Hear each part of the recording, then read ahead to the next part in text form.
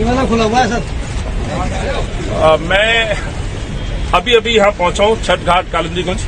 साथियों, जल बोर्ड के द्वारा, दिल्ली सरकार अरविंद के द्वारा कुछ तैयारियां हैं पॉल्यूशन को खत्म करने की, और वो बड़े आज हंस करके बड़े दावे के साथ कह रहे कि मैं जादूगर हूँ। तो जादूगरी दिखाना चाहता हूँ कैसे दिल्ली का प्रदूषण खत्म कर दिया। अब दिल्ली में बहुत स्वच्छ हवा हो गई है। अब यमुना के अंदर कोई गंदा पानी नहीं है। जो थोड़ा बहुत झाग दिख रहे हैं गंदगी के, वो भी खत्म हो जाएंगे। कैसे जादूगर हैं आप? झूठ बोलना बंद करिए। अरविंद की जादूगरी दिखाता हूँ। ये नीले डब्बे हैं, अपने कैमरामैन से कहूँ वो दिखाएं। ये वो डब्बे हैं, इन डब्बों में कुछ केमिकल है।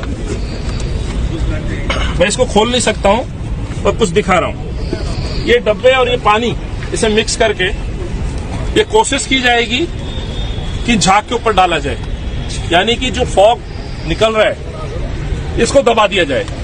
पर सवाल तो यूं का त्यों है, क्या यमुना साफ हो पाई?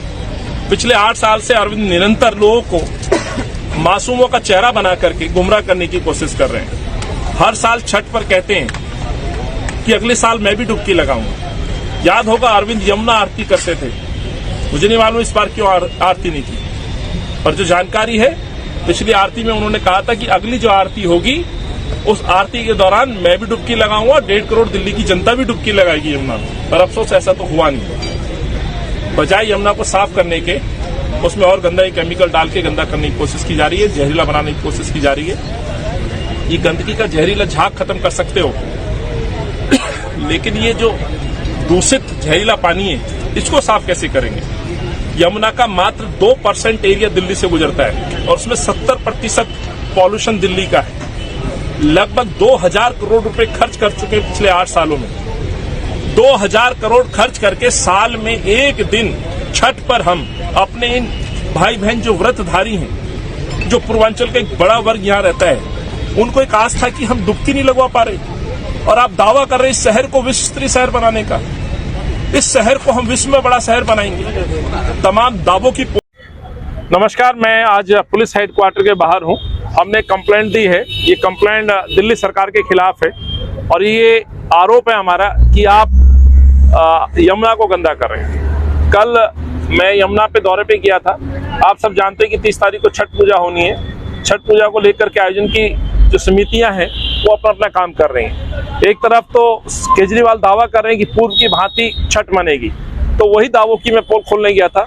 देख के बड़ा दुख हुआ और हैरानगी हुई कि वहां छठ घाट पर कोई तैयारी नहीं दिखी, कोई साफ सफाई के लिए कोई एक कर्मचारी नहीं। और ये जानकर के मुझे और दुख हुआ कि शायद वहां सरकार, एसडीएम डीएम जो है वहां पर ये छठ का आयोजन नहीं होने देना चाहते।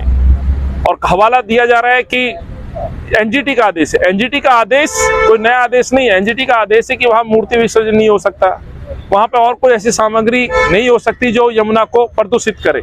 सो छठ मैया के पूजा आयोजन में कोई भी इस तरह की सामग्री नहीं है जो यमुना को गंदा कर पाए। लेकिन एनजीटी के उस पुराने आदेश का हवाला बना करके अरविंद अपनी जिम्मेवारियों से भागना चाहते हैं, छठ को नहीं मनाने देना चाहते। और उसका सबसे बड़ा रीजन ये है कि छठधारी या जो छठ मनाने वाले लोग, लगभग 50 लाख लोग दिल्ली में रहते हैं, व्रतधारी लोग यदि वहां जाएंगे तो स्वाभाविक है प्रदूषण पे, गंदगी पे, यमुना की सफाई पे सवाल पूछेंगे।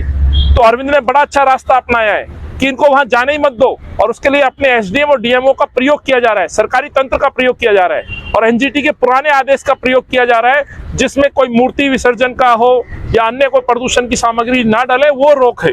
तो साथियों, जब मैं वहां पहुंचा तो मैंने देखा, एक तरफ तो अरविंद कह रहा है कि आप यमुना घाट पर आप छठ नहीं मना सकते, और दूसरी तरफ वहां जल बोर्ड के द्वारा एक केमिकल घोल से जो गंदगी के जो झाग उभर रहे हैं, जहरीला जो पानी, जो जिससे पानी इकट्ठा होकर के झाग क्रिएट करता है, उस झाग को मारने के लिए, दबाने के लिए घोल किया जा रहा है।